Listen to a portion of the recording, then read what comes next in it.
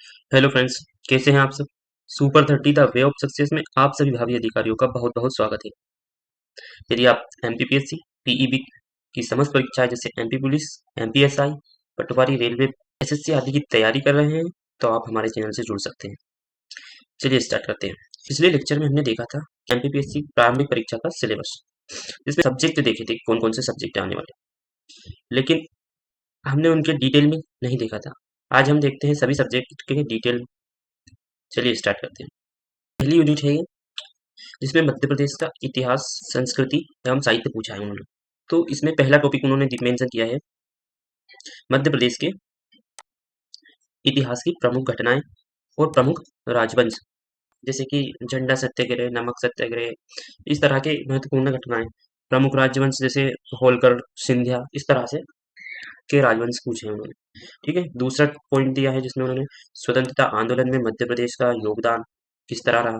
तो जैसे कि ये महत्वपूर्ण घटना थी झंडा सत्याग्रह, नमक सत्याग्रह, यही स्वतंत्रता आंदोलन में योगदान रहा है। इन्हीं के बारे में और डिटेल में पढ़ना है। टॉपिक तीसरा है ये, इसमें मध्य प्रदेश की प्रमुख कलाएं एवं स्थापत्य कलाएं, जैसे कि क्या क्या बना है स्थापत्य में हमारे, ये सब चीजें को बताना है। कौन कौन सी हमारे मध्य प्रदेश में कलाएं हैं, इन सब के बारे में उन्होंने पूछा है। नेक्स्ट टॉपिक है मध्य प्रदेश की जनजातियां एवं बोलियां। जनजातियां कौन कौन सी है, जैसे भील, गोंड, कोरकू, ये सब जनजातियां। और बोलियां कौन कौन सी बोली बोली जाती है मध्य प्रदेश में, जैसे निमाड़ी, बघेली, मालवी, इस तरह की से उन्होंने ये सब चीजें पूछी हैं। मध्य प्रदेश के प्रमुख त्योहार कौन कौन से हैं, लोकगीत, लोक कलाएं और लोक साहित्य, ये कौन कौन सा है, ये पूछा है उन्होंने। नेक्स्ट टॉपिक, मध्य प्रदेश के प्रमुख साहित्यकार एवं उनकी कृतियां पूछी है। ठीक है। नेक्स्ट टॉपिक, मध्य प्रदेश के प्रमुख धार्मिक एवं पर्यटन स्थल, जैसे कि धार्मिक में क्या आ जाएगा, जैसे उज्जैन है, ओमकारेश्वर है, सांची है, महेश्वर है, ये सब धार्मिक स्थल है। और भी बहुत सारे हैं, और यह पर्यटन स्थल में भी शामिल है, जैसे पचमढ़ी है, ओमकारेश्वर है, इस तरह के ये पर्यटन स्थल भी है यही। नेक्स्ट टॉपिक में आते हैं मध्य प्रदेश की प्रमुख जनजाति व्यक्ति, जैसे गुंजन सिंह कोरकू, टांट्या भील, अवंतीबाई, ये सब प्रमुख जनजाति व्यक्तित्व रहे मध्य प्रदेश के, तो ये सब उन्होंने पूछा है। ठीक है। अब हम चलते हैं यूनिट 2 पर, जिसमें उन्होंने भारत का इतिहास पूछा है। तो इसमें प्राचीन एवं मध्यकालीन भारत के इतिहास की प्रमुख विशेषताएं, घटनाएं एवं उनकी प्रशासनिक, सामाजिक तथा आर्थिक व्यवस्था। ठीक है। जैसे कि हम सिंधु सभ्यता पढ़ते हैं प्राचीन काल में, सिंधु सभ्यता में उनकी क्या विशेषताएं थी और कौन कौन सी घटनाएं हैं। तो उनमें घटनाएं तो विशेषकर नहीं है, लेकिन उनकी विशेषताएं जरूर है। प्रशासनिक व्यवस्था कैसी थी वहाँ की, सामाजिक व्यवस्था कैसी थी, आर्थिक व्यवस्था कैसी थी, ये सब चीजें पढ़ना है प्राचीन।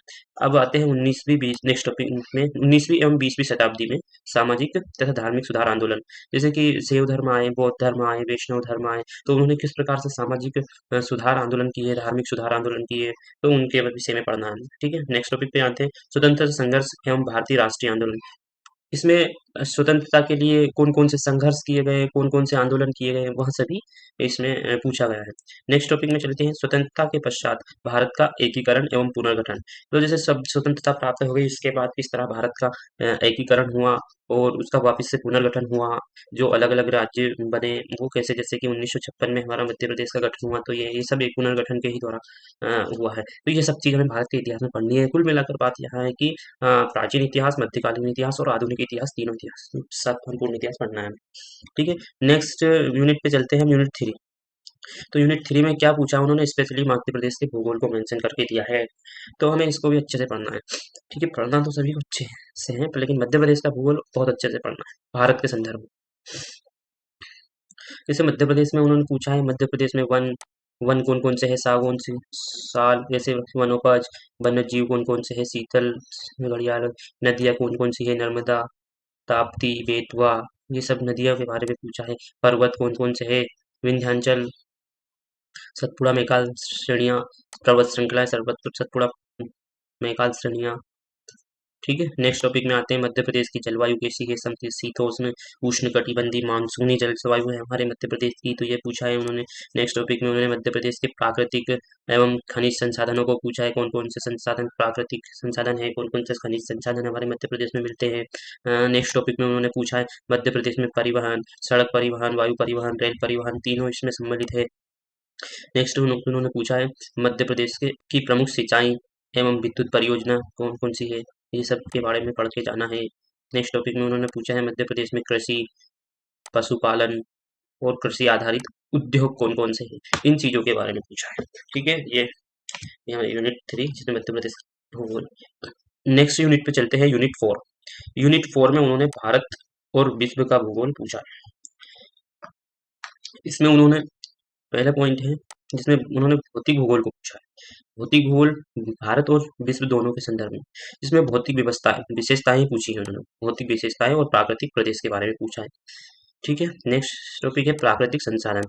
भारत और विश्व में मतलब क्या कौन से संसाधन प्राकृतिक संसाधन है, जैसे कि वन है, खनिज संपदा है, जल है, कृषि है, वन्य जीव है और राष्ट्रीय उद्यान, अभ्यारण्य और सफारी, इन चीजों के बारे में पढ़ना है। नेक्स्ट टॉपिक में है सामाजिक भूगोल, जिसमें जनगणना पढ़नी है कुल, मतलब जनांकिकी, जनसंख्या संबंधी, जनसंख्या वृद्धि, आयु, लिंगानुपात, साक्षरता, आर्थिक गतिविधियां आदि को पढ़ना है। ठीक है, नेक्स्ट टॉपिक में उन्होंने आर्थिक भूगोल को पूछा है, जिसमें उन्होंने प्राकृतिक एवं मानवीय संसाधनों को, जैसे उद्योग, यातायात के साधन पूछे हैं।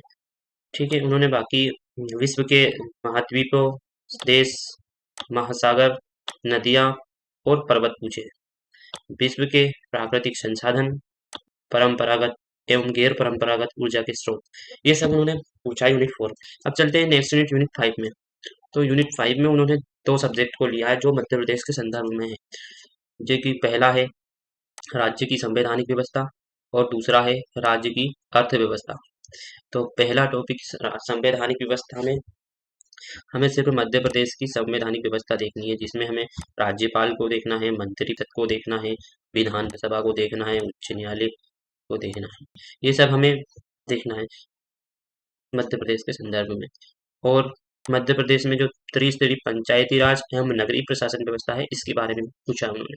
ठीक है, सेकेंड टॉपिक में है ये राज्य की अर्थव्यवस्था, जिसमें मध्य प्रदेश के जनांक की एवं जनगणना पूछी है उन्होंने। दूसरा मध्य प्रदेश का आर्थिक विकास पूछा है उन्होंने।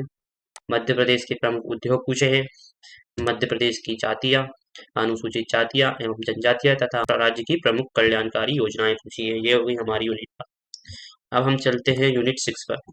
यूनिट 6 में उन्होंने भारत का संविधान, शासन प्रणाली एवं अर्थव्यवस्था, इसमें भी उन्होंने दो सब्जेक्ट के टॉपिक्स को पूछा है। चलिए पहला पॉइंट देखते हैं इसमें। भारतीय संविधान अधिनियम 1919 एवं 1935 को पूछा है उन्होंने। भारतीय संविधान सभा पूछी है उन्होंने। संघीय कार्यपालिका, राष्ट्रपति एवं संसद को पूछा है उन्होंने। नागरिकों के मौलिक अधिकार, कर्तव्य, राजनीति के नीति निर्देशक सिद्धांत पूछे हैं। संवैधानिक संशोधन, सर्वोच्च न्यायालय एवं न्यायिक व्यवस्था को पूछा है। ये सब टॉपिक पूछे उन्होंने भारत के संविधान एवं शासन प्रणाली से। अब उन्होंने ये टॉपिक पूछे हैं अर्थव्यवस्था से। नेक्स्ट भारतीय अर्थव्यवस्था, उद्योग का विकास, विदेशी व्यापार, आयात निर्यात और कुछ वित्तीय संस्थाएं पूछी है उन्होंने अर्थव्यवस्था में। रिजर्व बैंक, राष्ट्रीयकृत बैंक, सेबी, एनएसई, गैर बैंकिंग वित्तीय संस्था, ये सब पूछा है उन्होंने यूनिट 6 में। चलिए अब नेक्स्ट टॉपिक की नेक्स्ट यूनिट चलते हैं, यूनिट 7। यूनिट 7 में उन्होंने विज्ञान एवं पर्यावरण को पूछा है, जिसमें कि फिलहाल नए सिलेबस के अकॉर्डिंग इसमें काफी बदलाव हुए हैं। जिसमें उन्होंने पहला टॉपिक दिया है विज्ञान के मौलिक सिद्धांत, भारत के प्रमुख वैज्ञानिक संस्थान एवं उनकी उपलब्धियां, उपग्रह एवं अंतरिक्ष प्रौद्योगिकी। नेक्स्ट टॉपिक में उन्होंने पर्यावरण एवं जैव विविधता पूछा है, पारिस्थितिकी तंत्र पूछा है, पोषण, आहार, पोषक तत्व, मानव शरीर की संरचना पूछी है, कृषि उत्पाद तकनीक पूछा है, खाद्य प्रसंस्करण पूछा है, स्वास्थ्य नीति, स्वास्थ्य कार्यक्रम पूछे हैं, प्रदूषण, प्राकृतिक आपदाएं एवं प्रबंधन, ये उन्होंने यूनिट 7 में पूछे। यूनिट 7 में अलग अलग टॉपिक्स है। अब आते हैं यूनिट 8 पर। यूनिट 8 में अंतरराष्ट्रीय एवं राष्ट्रीय समसामयिक घटनाएं पूछी है, जिसमें महत्वपूर्ण व्यक्ति एवं स्थान, महत्वपूर्ण घटनाएं, भारत एवं मध्य प्रदेश के प्रमुख खेल संस्थाएं, खेल प्रतियोगिताएं एवं पुरस्कार। इसमें स्पोर्ट और करंट अफेयर पूछा है इसमें यूनिट 8 में। ठीक है, यूनिट 9 में, यूनिट 9 सूचना एवं संचार प्रौद्योगिकी, जो नए सिलेबस के अकॉर्डिंग इसको ऐड किया गया है, जिसमें उन्होंने इलेक्ट्रॉनिक की सूचना एवं संचार प्रौद्योगिकी पूछा है पहले यूनिट में। दूसरे टॉपिक में रोबोटिक्स, आर्टिफिशियल इंटेलिजेंस एवं साइबर सिक्योरिटी को पूछा है। तीसरा टॉपिक उन्होंने ई गवर्नेंस दिया है। चौथा टॉपिक उन्होंने इंटरनेट तथा सोशल नेटवर्किंग साइट्स दिए हैं। पांचवा टॉपिक उन्होंने ई कॉमर्स साइट पूछा है। ठीक है, ये यूनिट 9 थी। अब चलते हैं हम यूनिट 10 पर, जिसमें राष्ट्रीय, प्रादेशिक, संवैधानिक और सामाजिक संस्थाएं पूछी है, जिसमें सभी आयोग पूछे हैं, जो कि मध्य प्रदेश और भारत दोनों के संदर्भ में दिए गए। चलिए देखते हैं। पहले उन्होंने सबसे पहला ये है भारत निर्वाचन आयोग पूछा है। फिर उन्होंने राज्य के निर्वाचन आयोग को भी पूछा है।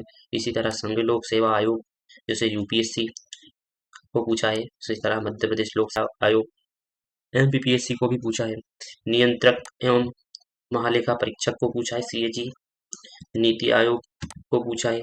मानवाधिकार आयोग को पूछा है। महिला आयोग को पढ़ना है। बाल संरक्षण आयोग को पढ़ना है। अनुसूचित जाति एवं अनुसूचित जनजाति आयोग को पढ़ना है। पिछड़ा वर्ग आयोग को पढ़ना है। सूचना आयोग को पढ़ना है। सतर्कता आयोग, राष्ट्रीय हरित अधिकरण, खाद्य संरक्षण इत्यादि इन्होंने पूछे। ये थे हमारा सिलेबस का पूरा डिटेल में डिस्कशन। उम्मीद करता हूँ आप सभी को अच्छे से समझ आया होगा। नेक्स्ट टॉपिक में हम स्टार्ट करेंगे हमारे पहले यूनिट के पहले टॉपिक को। तब तक के लिए धन्यवाद।